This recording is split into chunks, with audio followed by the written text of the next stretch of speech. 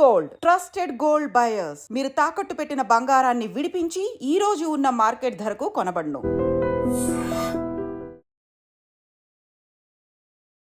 Hi hello నమస్తే, welcome back to iDream media. ఈరోజు మనతో ఉన్నారు లెజెండరీ స్టాక్ మార్కెట్ అనలిస్ట్ అయిన ఏఎస్ చక్రవర్తి గారు. సో ఇక ఇండియా పాకిస్తాన్ వార్ ఎంతవరకు ఉన్నా కానీ ఇది స్టాక్ మార్కెట్పై ప్రభావం ఏ విధంగా చూపించే ఛాన్స్ ఉందంటారు? ఆఫ్టర్ ఎఫెక్ట్స్ వల్ల మనం ఏమైనా నష్టపోయే అవకాశం ఉందా? మార్కెట్లో కాస్త డ్రాప్ డౌన్ ఏమైనా జరిగే అవకాశాలు కనిపిస్తున్నాయా? ఇవన్నీ కూడా తెలుసుకుందాం. నమస్కారం సార్. నమస్తే. సో ఇండియా పాక్ వార్, ఇది ఇంకా దీని మీద క్లారిటీ అయితే రాలేదు. వార్కి ఎక్కువ సన్నద్ధాలు అయితే జరుగుతున్నాయని తెలుస్తూ ఉంది.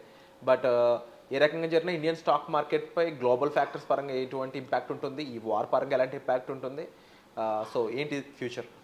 రెండు విషయాలు మనం డిస్కస్ చేసుకోవాలి విరాట్ గారు. ఒకటి, వార్ వస్తుందా అనే క్వశ్చన్.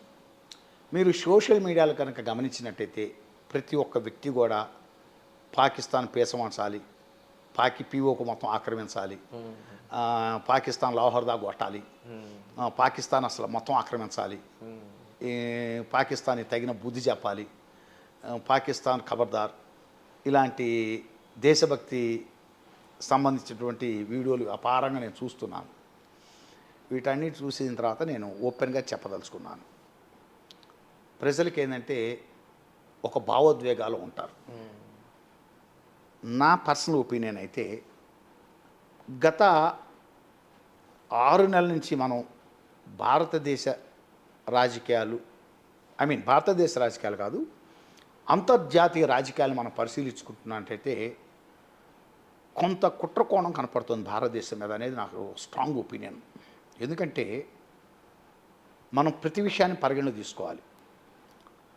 బంగ్లాదేశ్ ఇష్యూలో అట్టర్ ఫెయిల్యూర్ అయింది. నెంబర్ 1. ఎవరు చెప్పినా ఒప్పుకున్నా ఒప్పుకోపోయినా పక్కనే ఉన్న బంగ్లాదేశ్లో హసీనా దించేసి మహమ్మద్ యూనస్ ఎక్కటం అనేటువంటిది 110% అట్టర్ ఫెయిల్యూర్ అయింది.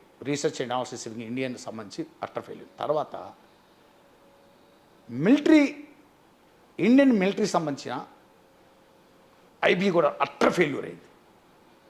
మనం యాక్సెప్ట్ చేయాల్సింది ఇవాళ నిజాయితీగా చెప్పాలంటే. దేశభక్తి వేరు, కొన్ని నిజాయితీ ఒప్పుకోవటం వేరు. దేశభక్తి అనంగంలోనే ఊరకనే పోస్టింగ్లు పెట్టుకోవడంలోనే దేశభక్తి ఉన్నట్టు కాదు. ఒక నిజాయితీ అనాలిసిస్ చేసేటప్పుడు మనం ఇండియన్ గవర్నమెంట్ ఫెయిల్ అయిపోయింది. ఫెయిల్ బంగ్లాదేశ్ పరిణామ క్రమంలో. యూనస్ అడ్వైజర్ ఇది అవ్వటం అనేటువంటిది, చీఫ్ అడ్వైజర్ అవ్వటం అనేది బంగ్లాదేశ్కి, దాన్ని మనం నిరోధించలేకపోవటం, దాన్ని ముందే పసిగట్టలేకపోవటం, షేక్ హసీనా దిగటం, అక్కడ మిలిటరీ వీటన్నిటి బేస్ చేసుకుంటే ఫెయిల్ అయింది. ఇండియన్ మిలిటరీ ఏజెన్సీస్ ఫెయిల్ అయినాయి, ఐబీఎస్ ఫెయిల్ అయినాయి, ప్లస్ బోర్డర్ సెక్యూరిటీ సంబంధించినటువంటి ఐబీ కూడా ఫెయిల్ అయింది, ఇంటెలిజెన్స్ కూడా ఫెయిల్ అయిపోయింది. నో డౌట్ 3 ఫెయిల్యూర్స్ అవి. నెంబర్ 1 అది పక్కన పెట్టండి. తర్వాత దీని ముందు ఇంకో ఉపద్ఘాతం అంటే మహమ్మద్ యూనస్ ఈ మధ్య చైనా పోయినప్పుడు చైనాలో చాలా బాహాటంగా చెప్పాడు. మీకు చికెన్ నెక్కని మనం క్యాప్చర్ కన్నా చేయగలిగితే ఈశాన్య రాష్ట్రాలకి ఇండియాకి కట్ అయిపోతుంది సంబంధ బాంధవ్యాలు, మనం కట్ చేసేయచ్చు, లాక్ స్టేట్లు అయిపోతాయని చెప్పి ఒక స్టేట్మెంట్ ఇచ్చాడు.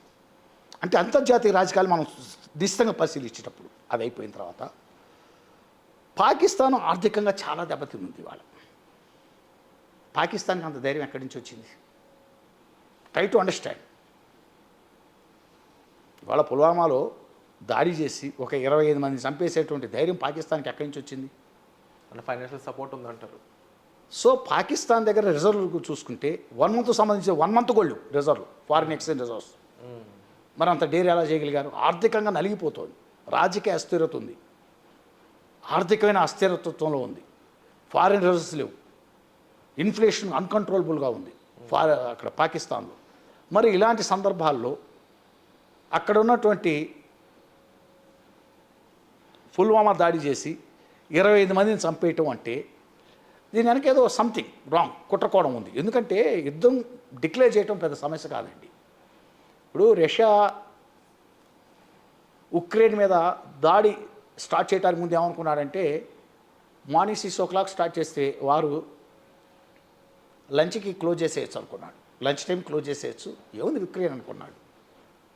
ఉక్రెయిన్ మీద దాడి చేసిన తర్వాత ఉక్రెయిన్ ఉన్న వెనకున్న శక్తులు బయటకు వచ్చినాయి. 3 ఏళ్ళు అయింది. 3 లక్షల మంది died in Russia. 3 lakhs died, 3 lakhs disable. అంటే ఓవరాల్గా ఏం చెప్తారు సార్ ఇప్పుడు? నేను చెప్తూ పోతున్నానండి. 3 lakhs డిజేబుల్ అంటే 6 లక్షల మంది, 3 లక్షల మంది చచ్చిపోవటం, 3 lakhs డిజేబుల్ అంటే కళ్ళు పోయో, కాళ్ళు పోయో, చేతులు పోయో పనికిరాదు. రష్యా ఏ పరిస్థితికి వచ్చిందంటే, అంతకుముందు ఫర్ ఎగ్జాంపుల్ తీసి చెప్తున్నా, రష్యాలో ఒక సోల్జర్కి 50,000 అనుకోండి, ఇవాళ 1,50,000 శాలరీ ఇవ్వాల్సిన పరిస్థితికి వచ్చింది. దొరకట్లే సోల్జర్స్. Try to understand. 3 సంవత్సరాలు ఇరకపోయాడు. ముందుకెళ్ళకపోతున్నాడు, వెనకెళ్ళకపోతున్నాడు. ఎందుకు చెప్తున్నా అంటే, వారు డిక్లేర్ చేయాలి, పాకిస్తాన్ని తొక్కేయాలి. ఇవన్నీ పక్కన పెట్టండి. ముందు ఇక్కడ అసలు ఏం జరుగుతుంది, అంతర్జాతీయ పరిణామం అంటే అంతర్జాతీయంగా ఏం జరుగుతుంది. దట్టు బంగ్లాదేశ్ మాజీ ఆర్మీ జనరల్ వాళ్ళ స్టేట్మెంట్ రిలీజ్ చేశాడు. మీరు పాకిస్తాన్ మీద దాడి స్టార్ట్ చేయగలోనే ఈశాన్య రాష్ట్రాలని క్యాప్చర్ చేస్తారు. ఎస్, మేము చికెన్ నెక్కని క్యాప్చర్ చేయడానికి ట్రై చేస్తూ ఉంటున్నాడు. అందువల్ల ఆచితూచి వెళ్ళాలి. ఇంకోటి, చైనా నమ్మటానికి వీలేదు. చైనాను అస్సలు నమ్మటానికి వీలేదు. చైనా చాలా 1962లో యాక్చువల్ నెహ్రూ గారిని చాలా దారుణంగా మోసం చేసింది చైనా. యాక్చువల్ చెప్పాలంటే ఆ రోజు ప్రతిపక్షం సరిగ్గా వ్యవహరించాలి నెహ్రూ గారి విషయంలో. అస్సలు భారతదేశం ఆ రోజు ప్రతిపక్షం అనేది నెహ్రూ గారికి ఇవ్వాల్సిన విలువ, గౌరవం అసలు వాస్తవం చెప్పాలంటే ఇవ్వలేదు. ఫ్రాంక్లీ స్పీకింగ్ ప్రతిపక్షం చాలా దారుణంగా బిహేవ్ చేసి నెహ్రూ గారి విషయంలో. అందువల్ల చైనానే అంత దగ్గర కంట్రీ కాదు. ఇవాళ వార్ డిక్లేర్ చేశారు. ఇప్పుడు నరేంద్ర మోడీ ఎందుకు ఇంకా డిక్లేర్ చేయలేదు అనుకుంటున్నారు? వార్ డిక్లేర్ చేస్తావు ఒకసారి పాకిస్తాన్తో, ఏమో బిహైండ్ ఎవరున్నారు ఎవరు తెలుసు. ఫైనాన్షియల్ సపోర్ట్ వస్తుండొచ్చు, మీకు వెపన్ సపోర్ట్ వస్తుండొచ్చు. ఓ పక్క బంగ్లాదేశ్, ఓ పక్క చైనా, వీటన్నిటిని బేరీజ్ చేసుకోవాలి. వార్ డిక్లేర్ చేయడం ముఖ్యం కాదు స్ట్రాటజికల్గా. ఎందుకంటే నేను ఇందాక చెప్పాను మీకు ఫెయిల్ అయింది బంగ్లాదేశ్ పరిణామ క్రమంలో. హసీనా దిగి మొహమ్మద్ యూనస్ ఎక్కే విషయంలో ఫెయిల్ అయింది. మిలిటరీ ఐబీ ఫెయిల్ అయింది, బిఎస్ఎఫ్ ఐబీ ఫెయిల్ అయినాయి. చాలా అట్టర్ ఫెయిల్యూర్. ఇలాంటి టైంలో వెంటనే డిక్లేర్ ఊరక మనం వెళ్ళి వెంటనే పాకిస్తాన్ పొద్దున పోయి సాయంత్రం కొట్టే వాడి దగ్గర న్యూక్లియర్ బాంబ్స్ ఉన్నాయి. మనం దేశభక్తి అంటే ఊరకనే ఏది పడితే మాట్లాడేయటం, తోలు తీసేయాలి పాకిస్తాన్ది, పొద్దున పోవాలి సాయంత్రం. ఏంది అదేమన్నా దేశం? ఆటమిక్ పవర్ ఉన్న దేశం. దిగిన తర్వాత మళ్ళీ వెనక్కి రాలేం వార్లోకి. అందువల్ల ఆచితూచి, అందువల్ల వార్ అనేటువంటిది స్టార్ట్ అవుతుందా కాదా అనేది ఇప్పుడున్న డెవలప్మెంట్స్ని బట్టి డిసైడ్ చేయలేము. ఇప్పుడున్న డెవలప్మెంట్స్ని బట్టి. ఎందుకంటే చాలా లోతైన అంతర్జాతీయ మద్దతు కూడగట్టుకోవటం. జయశంకర్ గారు తిరుగుతున్నారు ఆ విషయంలో. అంతర్జాతీయంగా మనకు వచ్చే మద్దతు ఎట్లా ఉంటుంది, మనం ఎల్ఓసిని క్రాస్ చేయడానికి ఒప్పుకుంటుంది అంతర్జాతీయ సమాజం. మీరేదో మనం ఇండియా ఏకపక్షంగా వెళ్ళిపోయి ఎల్ఓసి క్రాస్ చేసుకొని కొట్టుకుంటూ లాహోర్ దాకా పోవటం, అంతర్జాతీయమైనటువంటి ఒత్తిళ్లు చాలా ఉంటాయి. వాజ్పేయి గారు మరి కార్గిల్ యుద్ధంలో ఎల్ఓసికి క్రాస్ చేయలే. ఎందుకు క్రాస్ చేయలే? అంతర్జాతీయ ఒత్తిళ్లు. ఇందిరాగాంధీ గారు లాహోర్ దాకా పోయి పోలీస్ స్టేషన్ మీద జెండా ఎగరేసి వచ్చింది 1971 వార్లో. వాజ్పేయి గారు కాళికామాత అన్నాడు పార్లమెంట్లో. మరి అంతర్జాతీయ ఒత్తిళ్లు వస్తున్నాయి. లాహోర్ నుంచి మళ్ళీ ఎల్ఓసి యువతలకు రావాల్సి వచ్చింది. చాలా విషయాలు పరిగణలో ఉంటాయండి. మనం అరుగు మీద కూర్చొని మన ఊళ్ళో ఏది పడితే అది మాట్లాడుకున్నట్టు ఉండదు ఇంటర్నేషనల్ పాలిటిక్స్లో. అందువల్ల మనకు మద్దతు వచ్చేవాడేవాడు, రానివాడేవాడు, అసలు ఇక్కడ లోపల ఏమన్నా మ్యాపింగ్ జరుగుతుంది మన మీద, ఎన్నో విషయాలు పరిగణలో తీసుకొని వార్ డిక్లేర్ చేయాలి. అందువల్ల వార్ అయితే ఇమ్మీడియట్గా డిక్లేర్ చేస్తారని నేను అనుకోవట్లేదు.